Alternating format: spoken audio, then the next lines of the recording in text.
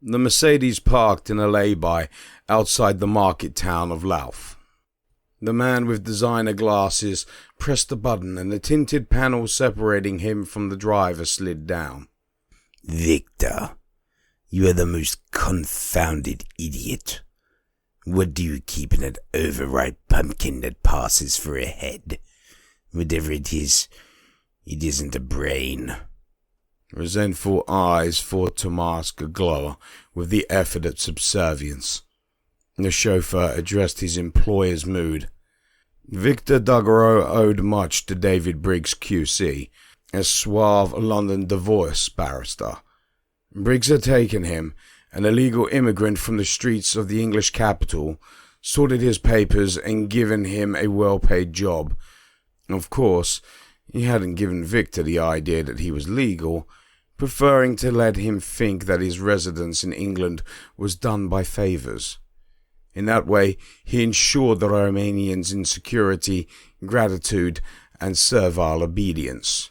Considerable assets in an ex-Olympic wrestler who prided himself on intimidating strength.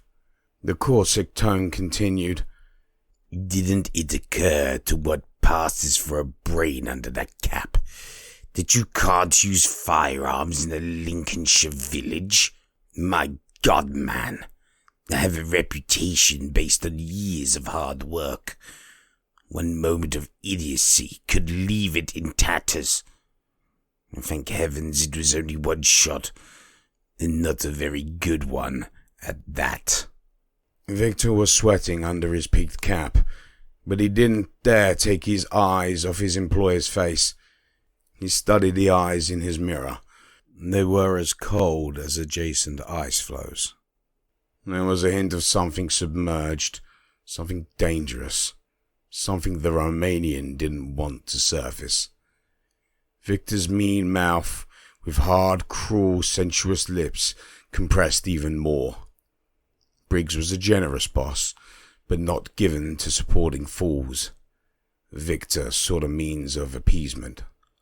"Sorry, boss, but he had the white box in his hand, and I hid it as soon as he saw me.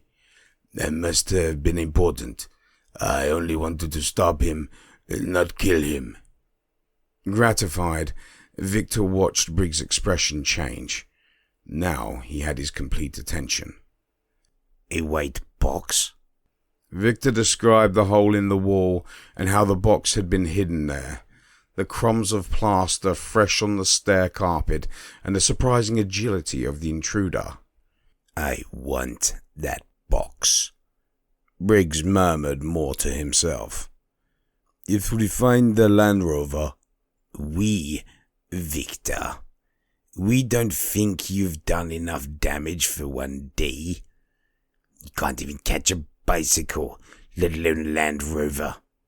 Not even with a 6.2-litre V8 Mercedes. No," he said. "I'll set a professional on the woman driver's case. Your job is to get me back to London without any further unpleasantness, if that's not beyond you." The partition slid up before Victor could reply.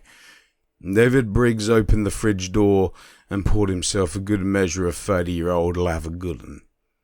Ironically, Jake Conley's favourite tipple. Added ice, and then with a sigh, sank back into his seat.